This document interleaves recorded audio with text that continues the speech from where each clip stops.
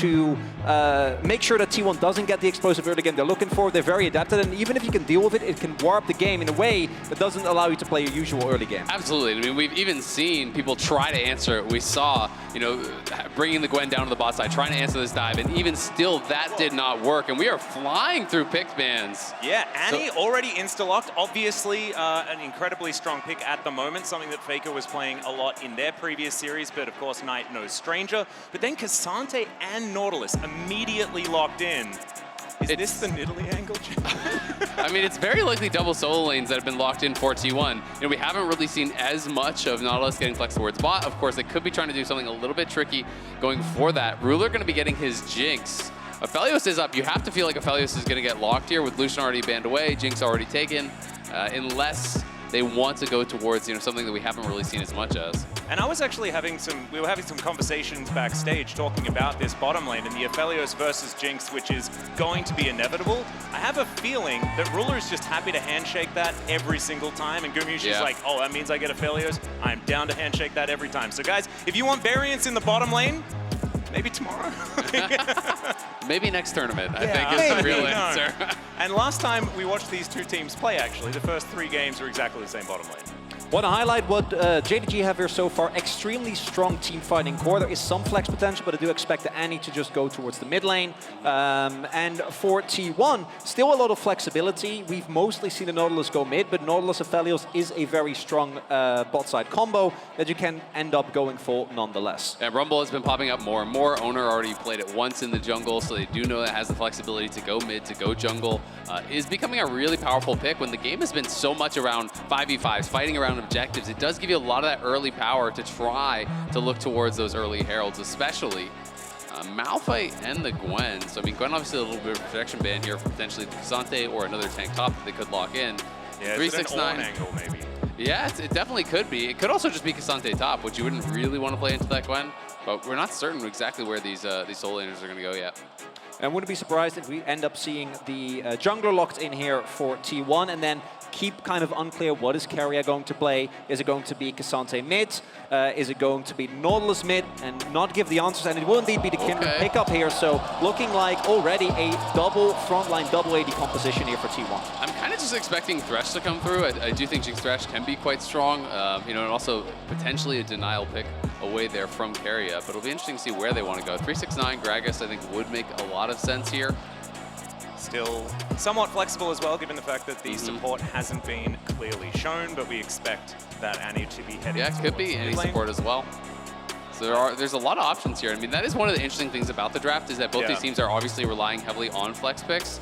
So there is still, all the way down to this 5th and final pick, some potential for things to be moved around. If the Braum gets locked, obviously it is Annie mid, it is Gragas top, you know, things kind of become very clear at that point. I love the Braum. I think that already T1 has a very short-range team composition. It's going to rely a lot on just starting front-to-back team fights.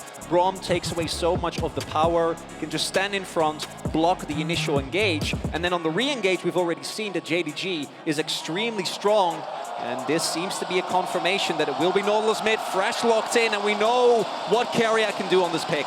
We can. We actually saw this out of the other LCK representative yesterday, the double hooks. You need an extra one on the Rift. Nautilus this time paired with the Thresh instead of the Blitzcrank. Definitely one of Keria's best picks that he's ever had. Remember when the buff came in and it just wasn't fair? Perpetually? Yeah, I think Keria was a large reason why that got nerfed pretty immediately. Yeah, well, it turns out when Keria plays it, it's point and click, and then it's just really not a fair buff. So, you know, unlike yesterday, there's a tremendous amount of engage on both sides, though. You know, it is double hook time team on the T1 side, but we have Annie, we have Gragas, we have Wukong. We have so many ways to start fights on both sides. So vision control is going to become incredibly important. Playing around that fog, that darkness is going to become incredibly important. And the Braum, you know, is going to be nice for face checking in these situations where you're trying to clear out vision. So will be interesting to see how T1 is going to be. Met. It was T1 favored. There has been a lot of time, and there's been a few roster swaps on this JDG. Very much looking forward to seeing whether they can hold on to their undefeated streak here at MSI. I mean, this is just going to be so incredibly exciting. It feels like this is the matchup we've been waiting for all this time, building towards it here at MSI. T1, so much history behind this squad. And now going up here against JDG. It's going to be a monstrous battle. I mean, the tournament to me has all been about AD carries, has all been about team fighting. You know, Jat and the desk were talking about it. They're showing the breakdowns of how these two teams, you know, really do peel for and enable their marksmen so incredibly well. And now you're going to have two teams that are truly masters at it, trying to pull it off against each other. So the push and pull, do you become more aggressive? Do you use all those tools to dive? Do you save them to peel? I think is so interesting. And Cronicler, I got a question for you. Do you think that T1 have five-headed this? Because you mentioned it's all about the AD carry. Why not just pick an extra one? Yeah, they do have two. You have a backup. You know, you do have to give up a little bit of damage when it comes to the AP part, and I do think that in the longer part of the game can play a part, particularly if T1 can't get either Guma or Oner ahead. Talking about that, Kindred, also want to highlight, Oner has gone for PTA. Very aggressive early game room. You have a couple of choices you can go for with Kindred. We've seen Conqueror, we've seen Lethal Tempo. Yeah. PTA specifically means that like in the early levels, level 3, pre-6 skirmishes, you get so much more power than you otherwise would. Well, yeah, and especially in the early ganks, right? Your Q is basically an auto reset. It functionally works like that, so it is pretty easy to proc PTA on these ganks. And it'll be exciting to see what he can get done in these early levels. Can he actually start to collect these marks, which is going to be very important for him.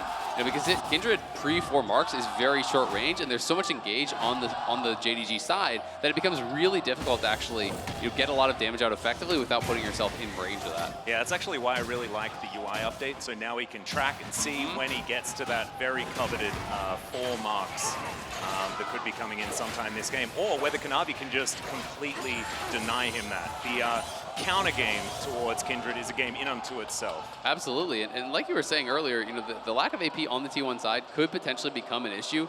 We see 369 is playing grass. I am expecting him to probably go more of that tank route. Kanavi, of course, knows now that he has been spotted. Yeah, Oner immediately blast cones his way over there. Kanavi trying to fight back, but already Oner is going to get the flash. He's into the brush, though, and Knight, he comes around in first blood for Kanavi! What a flash from Kanavi, playing it so slow, and then early flashing into the brush. There's no vision there for Oner. Knight is already there on the roam, has the stun prepped, and it is first blood for Kanavi. And that's such a high variance play. Yes, if you get the kill, it works out. With Kanavi keeping the presence of mind, spots the wards, gets the damage down, and then is able to make his way over. And even though Knight was shoved in, gets to the play first, has the shortcut. And as a result, JDG picking up a big early game lead. Yeah, that was so aggressive here from Oner. The ward comes down, so he knows what's happening. And Kanavi is just playing this really, really calmly, just moving over towards the brush on the right side. He is one auto from that E proccing, and he's dead. He gets first blood there, and this becomes very, very well worth it. But the early W that was saved for the perfect time, then immediately flashes while still in invis, so that final auto could never come through. And then as soon as the stun comes out from Knight, Kanavi just pops right out of that brush, helps to finish him off. That was huge for JDG. Yeah, fantastic heads up. Roam over as well from Knight. Faker, of course, was trying to get there, but it's just how it's going to work if you're in the enemy jungle. Oner overly aggressive, but see what T1 can do to get themselves back into this early game. I like the gusto that they're playing with, but it needs to work a little bit better than that. And it does look like he actually got one mark. So one of the scuttles was able to pick up the mark off the scuttle, which is always really nice, getting that first early mark kind of for free. Feels good. Exactly. So going to be feeling good about that. And already moving out here around mid. Looks like it's just going to be a recall, though. 369 and Zeus, wet noodle fight towards the top side of the map. Really glad that we're up here checking it out.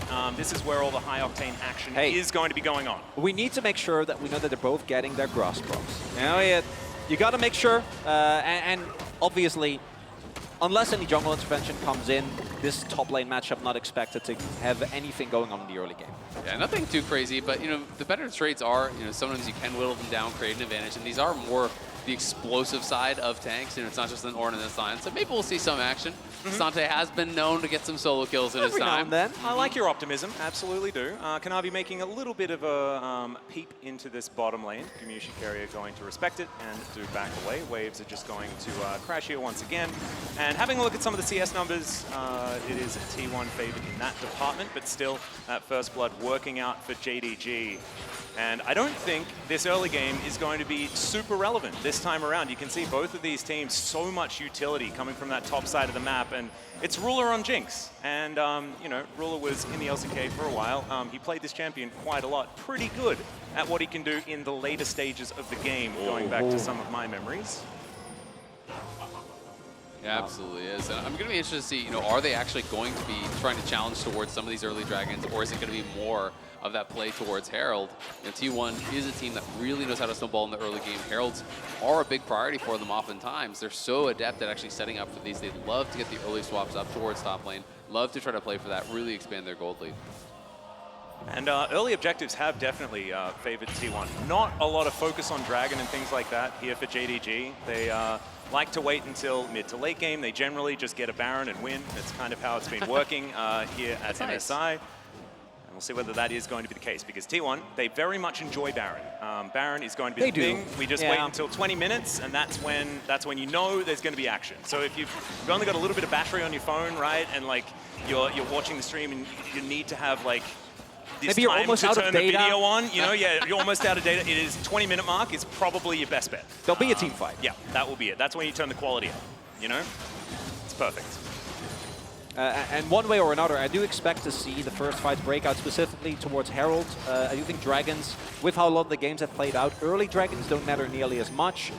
We've seen teams kind of forgo that in favor of trying to get the Herald early, because getting actual gold onto your AD carry, right, by the use of Heralds, particularly with Aphelios, who with the right weapon set can obviously just, with a Herald and maybe 1 or 2 kills, get a turret from 100 to 0, can be a really good starter. So for JDG, I also expect them to maybe roam up missing. I think having Braum at that Herald skirmish makes the game so much harder for T1, because otherwise there are a number of targets on JDG I think you can try in 100 to 0. With Braum there, that doesn't really seem like a possibility. But I do like this from Kanavi. Level 6, just clones over the wall, drops a pink, so knows that he is unspotted. T1 may be suspicious, but not even using Tibbers to actually scout out the river there. So this is going to be secured now. Oner, of course, is on top side, so not going to be able to contest it. Knight just using this Tibber as well. This is becoming really common, just using it for prio. Just burning down the Nautilus. It's very frustrating thing to deal with, Tibber's got super tanky, and I think that's one of the biggest issues here. You need to bring your jungler over to claim that 50 gold. And Zeus will be fine, gets the dodge, 369 not going to be able to knock him onto the turret. And as expected, immediately after JDG pick up the Dragon, it is T1 now starting up Rift Herald here. We do see, as mentioned, missing roaming up, does have level 6 available here on the Braum, but I don't know if they'll quite be on time here. Yeah, I don't think they'll make it. We still see them continue though. Yeah. Keria over here as well, does have the Lantern available if he wants to get Oner out of any trouble. Full lane swap though, as Gumayusi and Keria are moving up towards that top side of the map.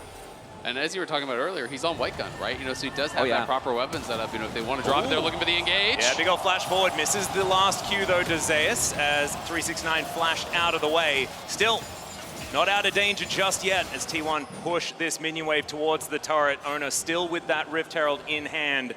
Shelly to come down and try and get them first turret blood. Kanavi is here though, and missing is on the roam, but Kanavi getting really chunked. Yeah, Cyclone's massive. He gets over the wall with the Warrior Tricks. A very cute little play there, but now 369 is left to the Wolves, and he's underneath the turret. He's going to be taken down. Speaking of Wolves, he's going to gobble him up.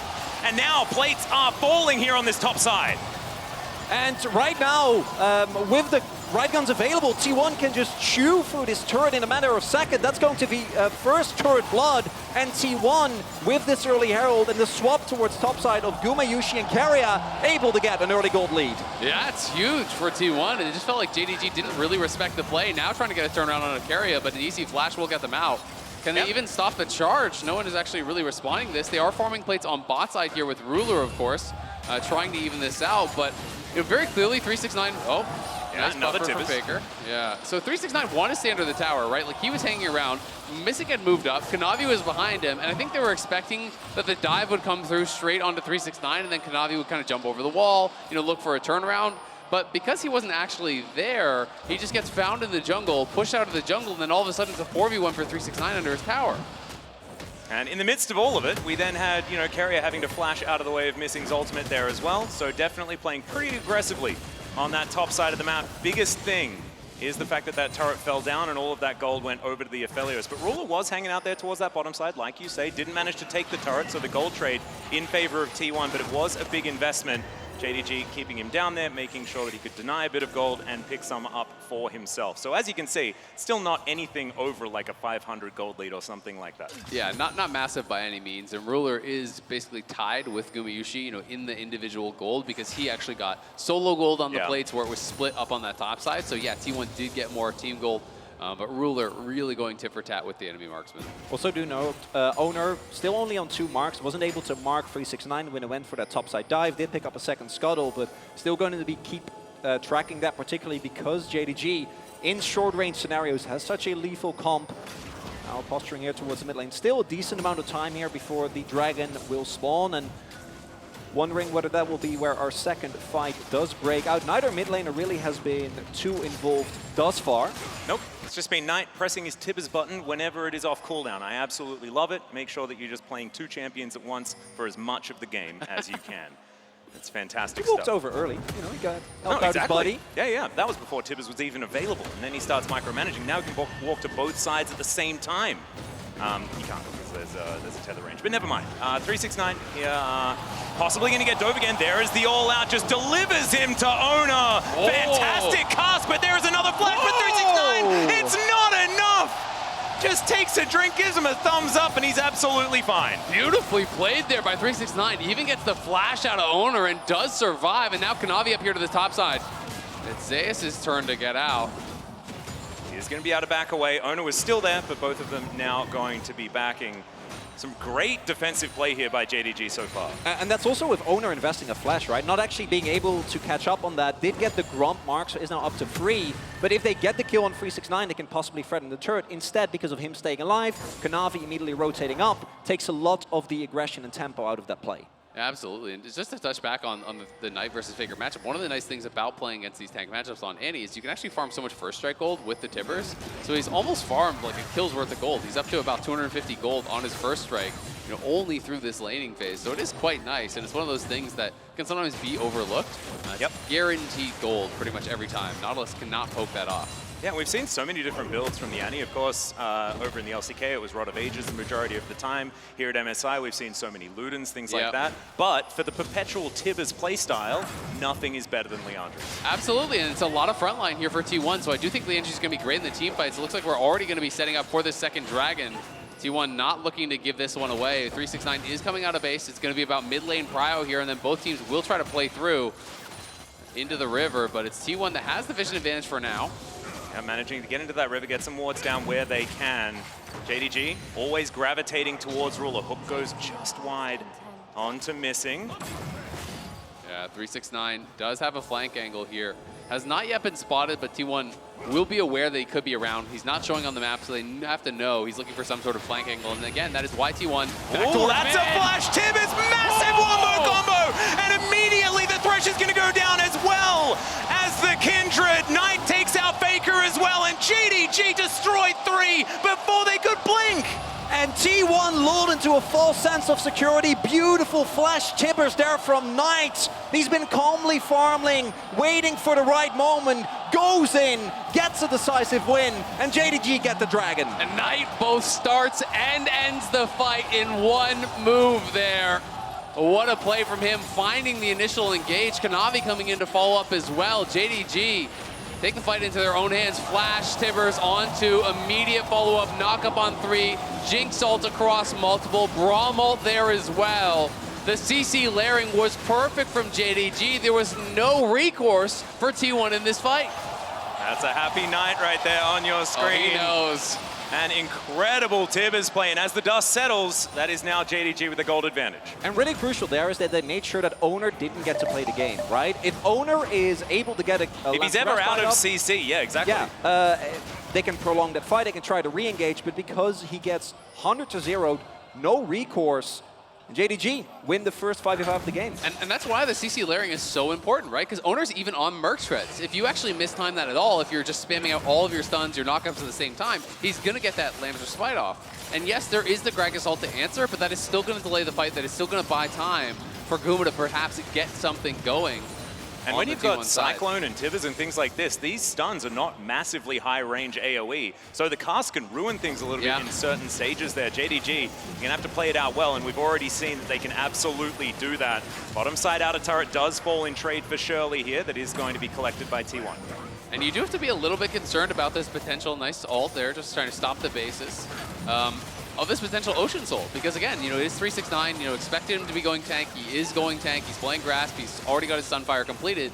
It's pretty much purely physical damage on the T1 side. Well, Faker engaging onto the Braum here, and immediately he is just dead. Showed him the door, as it were, as now Oner is going to have to skip himself out of there. Tibbers running amok under the turret will be taken down, but that's T1 with no response. Yeah, Faker really overplaying his hand there, perhaps thinking they could just get an easy chunk onto Missing, but he commits the Braum ult very quickly. All of a sudden, the Braum passive stacks up during that. He's stunned up, has no way back to the tower. It's a freebie for JDG. And Faker doesn't have a mythic yet, or even a first item yet, right? And as long as JDG keeps him on the back foot, keeps blowing him up before he has the time to respond, that can take quite a while. And if this Nautilus isn't a reliable frontline, I think a lot of the comp from T1 falls apart. If JDG just gets to hard engage on Faker, on Keria, or on Zeus, blow him up in a matter of seconds, then the rest of T1 isn't able to play forward. I think part of the difficulty is the follow-up from T1. Zeus can try to get into the backline. Faker can go forward, drop the Nautilus ult on Ruler, try to look for a hook, but then it's going to be Kanavi, Knight, 369, Missing, all stepping forward and pushing back Gumayusi and Oner. And if they can't get into the backline, actually follow up on that ultimate on Ruler, I think that is going to be the real challenge. So I do think there's going to be a lot of pressure on Zeus to be able to find an angle to follow up on what Faker is doing, because a lot of these T1 members don't really have the ability to do that with their kits. Yeah, it's just not really much of a 5v5 style composition out of T1, right? It feels a little bit more like that pick comp. You can separate that one key target, utilizing the all-out, things like that. Whereas JDG, you press your R buttons together except for Gragas, and then you're feeling absolutely fantastic. Also credit to Missing. I think he's been playing extremely far forward on the Braum, because he knows T1 can't really engage on him. If they try to, then throws his shield up, is completely fine. But it also means that they keep tabs of where everyone on T1 is, and if you can't start a fight with a good Nautilus hook or a Thresh hook on the backline, it becomes really hard, as we see, because the blow-up potential, the 100-0 CC chain for JDG is definitely there. It absolutely is, and I actually really like Missing going for the locket here. I do think, if Ruler is to die, it's going to be right off the bat. To have that locket there, have that additional peel, that protection for your marksman is going to be so, so important. And they have really set him up for success. Already has the Zeal. This is a build we're seeing a lot of these days on Jinx. They just go Kraken into Zeal, and then they go IE straight off that. Then they'll finish the Zeal item up later. Well, bit of an engagement here as Kanavi's just going to get out of there. Presses his Warrior Trickster button. He's going to be absolutely fine, so no worries there. T1 moving back into this river once again. A dangerous zone of the map for the LCK representatives, as we've seen prior. And what's crucial here is Knight has his flash available again. Think back to the last fight, how that started off. This time around, T1 can't get caught off guard. He's teleporting in once again. It's going to be Faker getting caught out. This time he has a lantern, and he's going to be able to get to safety. Not a whole lot invested outside of that Cyclone from Kanavi, I believe, as the hook is going to connect there onto Missing. And there's another Flash Tibbers right on top of Gumayusi. This time, they're not going to be able to get any kills, but T1 have to back all the way off. Exactly. Guma loses his cleanse, and he's down to about 20% HP. He's going to try to heal up off the Wolves. So we'll see if that can actually buy enough time here. Dropping Herald mid, trying to buy time for Guma to heal up. T1 clearly still interested in trying to contest this Dragon. Yeah, and they're going to teleport on top of Shirley here as well to get themselves back into this one all together. Faker going to turn up with a full health bar.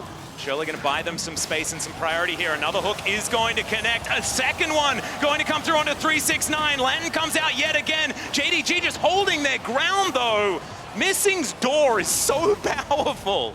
Everyone is basically still full health because the backline can't actually add anything but either a Braum or Zeus. Another hook from Faker. Immediate cleanse from Ruler there, though. It's like he didn't get CC'd from that passive. But another one comes through. Keria is going to land his own. They're just one-upping one another here. Zeus underneath the turret. He finds the Q onto Missing. And everyone's going to sail up. Another max range hook from Faker as they take down the turret. But it trades for Faker's life. Another hook's going to connect because, of course, all of them do. But T1, they have lost one, and Keria misses that hook there, so I guess they're human. Call him DJ Khaled, because that's another one from Keria. Hitting hook after hook in the mid lane there, but it's JDG who are up a member here, and they're going to be the ones with Prio moving down into that bot side river. Missing is low, but they can just start this up, and if they get this third dragon this early on, this is really problematic for T1. And by the end of that play, even though T1 was re-engaging, they weren't able to get a kill. Faker died, and 369 just rotated towards top, was able to crash multiple waves into the turret, and by the end of it, JDG is still able to pick up Soul Point here this early on. Yeah, and it's like, yeah, cool hooks and stuff like that, like great plays, but yeah, you took the outer turret in the mid lane. We now have Soul Point. We have so much control of the map. Let's check out the replay. Yeah, I mean, the hooks from Keria were great, but they just don't really have massive damage actually come through. This second one, obviously, on the clone, the flip in there. Then Faker going really deep here. Does land the hook onto the Braum, but the tower is on him. So much damage is actually turned around. The reset is popped there by Jinx as Ruler gets another kill with the final rocket. Yeah. And you can tell that JDG very well aware of T1's Baron tendencies, because as soon as they took that dragon, it was only 20 minutes into the game, they immediately fired Jinx ult over at the Baron. They say T1 could be rushing this. As we know, time and time again, they have done that in the LCK. Yep, they are absolutely not surprised whatsoever. As T1 now moving into that top side river. Zeus moving down as well, and it looks like T1 are setting up for it. We'll see whether it is going to be a Baron start. I would expect not. Yeah, you never really know. Yeah. Do note, Oner did actually hit his 4 marks, means that he has a little bit more range to work with, and we saw damage lacking for T1 in the previous fights. This should hopefully allow them to stand up to JDG a little bit more. It will definitely help, but I mean, the problem is, you look at itemization in mid lane and bot lane, you know, it's a full zeal up there from Ruler. Knight is already on 2 full completed items. Faker just has 1 and some scraps, right? Yeah. Like, he's not even close to his second item. So the carries are really set up very, very well. 500 gold from first strike gained by Knight this game. As Cronicler is pointing out, it has been so value. This tower is gone for sure, and JDG are really marching ahead in this game. Yeah, they're just staying cool, calm, and collected, saying, well, you guys can play your fancy little throw-out hooks game. We're just going to win. Is that cool? And they are certainly making it work here so far. 3 dragons to nothing, 6 kills to 1. And 2 turrets apiece for both of these teams. T1 going to have to get some control back here in this game. It's going to have to be some sort of a big play, you know, from Zeus, from Keria or Faker. It has to be the X factor, because I just don't think they can win front to back. Missing is destroying them in these fights. Every single time they get a hook, every single time they feel they have a pick, it's a Braum in your face, blocking all the damage from Guma, blocking all the damage from Oner. Will they get another flash, this time out of Ruler? That is a key summoner spell for the next fight. I'm glad to see that Ruler's still the same. That's the Ruler spot right there. Only has to give up his flash. Have seen him get caught in situations like that many a time as the hook. Yeah, going to connect. That is going to be a second to come through as well. Flayed back. Not a whole lot of damage though, but Keria is still going to be able to take down 369. It's going to be a massive cyclone, but Lamb's Respite is going to come through. Faker just flashes barely onto the end, but now it's Ruler's turn to clean up, and he's getting excited. Zeus down so incredibly low, and the Aphelios going to get pulled in and taken down. JDG wanting to try and get an advantage in this fight as the Zap just barely outranged by Keria, and in the end, it is a 2 for 2. Crucially there, Zeus went for a flash Q for it, but didn't actually find Ruler, so he was able to just continue to do damage. Oh, there it is. Here's the advantage. Oh, never mind, and he'll take the land to safety.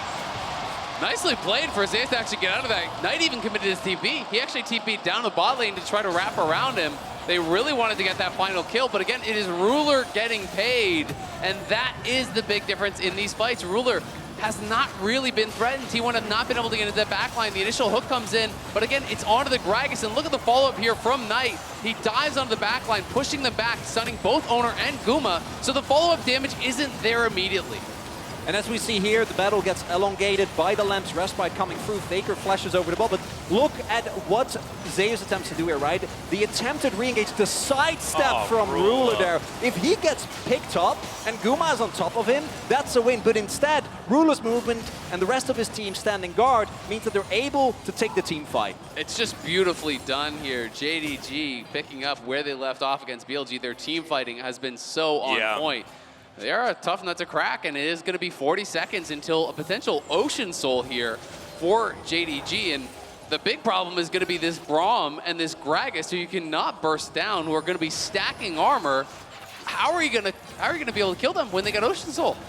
Not entirely sure. We'll see whether we find out or whether it's going to be JDG destroying a Nexus instead. Hook is going to go just a little bit wide here by Keria in the mid lane as Knight just throws a bear at him, and that is a really dead Thresh, guys. I don't think there's going to be any way out for him. Teleport to come forward as well as JDG 10 seconds on Ocean Soul. Zeus wrapping around, but it's a 4 versus 5 missing. He's just walking towards him. Cyclone! He's going to land onto everyone as Gumayusi gets knocked up. He tries to ult, but it's a double kill for Ruler. And Oner is now going to have to ult just by himself. There is no way they can fight for this dragon, and JDG in such a great spot. It's a complete blowout here. Again, Knight on the Annie finds a crucial target. And that is going to be a soul point here for JDG, or rather the soul, Ocean Soul coming through, and T1 already couldn't get through this front line. And the Baron now to boot. They're going to be able to walk over and grab this. Knight, to me, has been such a standout in this game number 1. His engages have made all the difference. Missing, denying everything from T1. And it's Knight finding all the right angles here from JDG on the other side. Oner is going to try to see if he can make a miracle happen, but 369 will be keeping him out of this pit. Yeah, Hook is going to go wide there by Keria as well, so the Baron is going to fall, and T1 not going to be able to do anything about this as Ruler, oh man, it's like he glanced at Keria for a moment, and Keria almost just passed out. T1 going to have to back away. I don't know how many options they have left now, gentlemen. Not a lot, and I think this is just such smart play from Knight. He knows there's no flash on Keria, and T1 will not be able to actually take a 4v5 if they get this free kill at the start. What you also see is that Keria is standing there thinking he isn't seen. Zeus at the same time is flanking around. They were trying to get backline access, but because JDG identified as start the fight, immediately take down the Thresh, the rest of the front line falls apart immediately. Leads to the Dragon, a Baron, and an almost insurmountable advantage here for JDG. Happy players over on JDG's side of the rift as T1 look to try and defend this inner turret. Ruler just having an absolute field day on this Jinx right now. Gets the zap out, but looks like just backing away from this one right now. And you gotta love Knight in the Trash Talk video talking about you'll just be another stack of my mage eyes. Look what he has purchased up. He's got 10 T1 names written down in the book, and he's gonna be looking for more. 309 for Knight. So it feels like a bit of an upgrade over his top lane, the score line at least.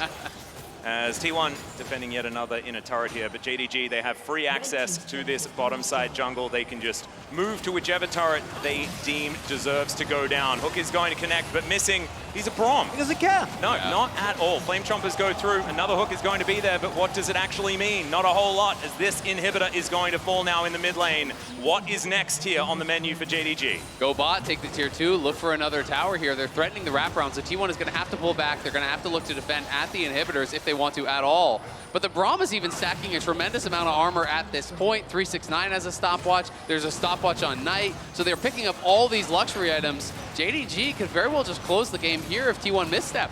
See whether T1 have one team fight left in them. Another Hook is going to connect there as they're underneath this inhibitor tower, but immediately Oner is going to go down. He couldn't ult again. Faker is going to follow. Gumayusi's in amongst 5 people, and T1 are relegated to the fountain. That is going to be it, ladies and gentlemen. Game 1, much like it did in 2022, is going to go to JDG in this one. And JDG, full control. It starts with first blood. Kanavi outplays Oner, stays alive.